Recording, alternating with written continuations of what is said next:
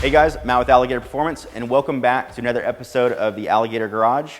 Today we're working with this 2014 Dodge Charger RT with the 5.7 liter Hemi in it. One of the first things you'll notice with these cars is actually what you don't notice and what you don't hear.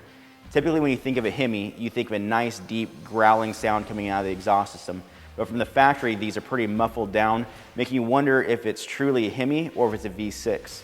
So one of the first things that we're going to do with this Charger is install a Flowmaster exhaust system to open it up and let it really breathe. This system is perfect for the person looking for moderately aggressive interior and exterior sound while having all the performance benefits that you would expect with a Flowmaster exhaust system. Features include mandrel bent 2.5-inch 409 stainless steel tubing, a Scavenger X-pipe crossover for maximum performance, and a pair of FLOW FX straight-through mufflers for maximum performance and deep aggressive sound.